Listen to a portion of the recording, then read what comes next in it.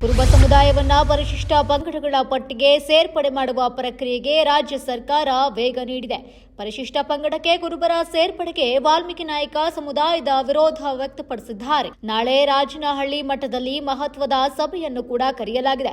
ಎಸ್ಟಿಗೆ ಕುರುಬ ಸೇರ್ಪಡೆಯ ಸಾಧಕ ಬಾಧಕ ಬಗ್ಗೆ ಚರ್ಚೆ. ಎಸ್ಟಿಗೆ ಕುರುಬರ ಸೇರ್ಪಡೆಗೆ ವಾಲ್ಮೀಕಿ ಸಮುದಾಯ ತೀವ್ರ ವಿರೋಧ. ಬಾಲಿವುಡ್ ನಟಿ ಕತ್ರೀನಾ ಕೈಫ್ ಮದುವೆಯಾಗಿ 4 ವರ್ಷವಾದರೂ ಮಕ್ಕಳಿಲ್ಲ. ಕುಕ್ಕೆ ಸುಬ್ರಹ್ಮಣ್ಯಗೆ ಬಂದು ಸರ್ಪ ಸಂಸ್ಕಾರ, ನಾಗ ಪ್ರತಿಷ್ಠಾಪನೆ ಪೂಜೆ ನೆರವೇರಿಸಿದ ಬಳಿಕ ಗರ್ಭಿಣಿ. ಕತ್ರೀನಾ ಕೈಫ್ಗೆ ಕುಕ್ಕೆ ಸುಬ್ರಹ್ಮಣ್ಯ ದೇವರ ಆಶೀರ್ವಾದದಿಂದಲೇ ತಾಯಿಯಾಗುವ ಭಾಗ್ಯ ಸಿಕ್ಕಿದೆ ಎಂಬ ಚರ್ಚೆ. ಕುಕ್ಕೆ ಸುಬ್ರಹ್ಮಣ್ಯನ ಪೂಜಾ ಫಲ, ಕತ್ರೀನಾ ಕೈಫ್ ಗರ್ಭಿಣಿ. ಶೃಂಗೇರಿ ವಿಧಾನಸಭಾ ಕ್ಷೇತ್ರದ ಕಾಂಗ್ರೆಸ್ ಶಾಸಕ ಜಿಟಿ ರಾಜೇಗೌಡ ವಿರುದ್ಧ ಎಫ್ಐಆರ್ ದಾಖಲಿಸಲು ಜನಪ್ರತಿನಿಧಿಗಳ ಕೋರ್ಟ್ ಆದೇಶ. 124 ಕೋಟಿ ಬೆಲೆ ಬಾಳುವ ಭೂಮಿಯನ್ನ ಕಡಿಮೆ ಬೆಲೆಗೆ ಅಕ್ರಮವಾಗಿ ಖರೀದಿಸಿದ ಆರೋಪ ಟಿಡಿ ರಾಜೇಗೌಡ ಹಾಗೂ ಅವರ ಕುಟುಂಬ ಎದುರಿಸ್ತಾ ಇದೆ. ಪತ್ನಿ ಪುಷ್ಪರಾಜೇಗೌಡ ಹಾಗೂ ಪುತ್ರ ರಾಜದೀವ್ ರಾಜೇಗೌಡ ವಿರುದ್ಧ ಎಫ್ಐಆರ್ ದಾಖಲಿಸಲು ಕೋರ್ಟ್ ಅನುಮತಿ. ಕಾಂಗ್ರೆಸ್ ಶಾಸಕ ಟಿಡಿ ರಾಜೇಗೌಡ ಮೇಲೆ ಎಫ್ಐಆರ್ ದಾಖಲಿಸಲು ಕೋರ್ಟ್ ಸೂಚನೆ.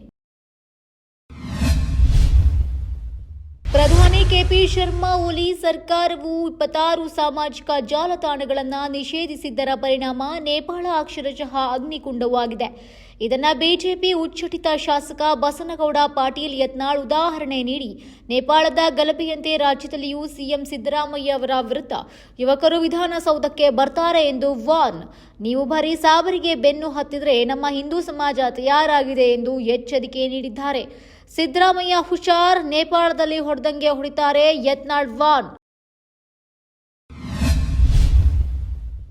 ದೀಪಾವಳಿಗೂ ಮುನ್ನವೇ ಡಿಎ ಹೆಚ್ಚಳ ಘೋಷಣೆ ಮಾಡಿದ್ದೇವೆ ಎಂದು ಕೇಂದ್ರ ಸರ್ಕಾರ ಹೇಳಿದೆ.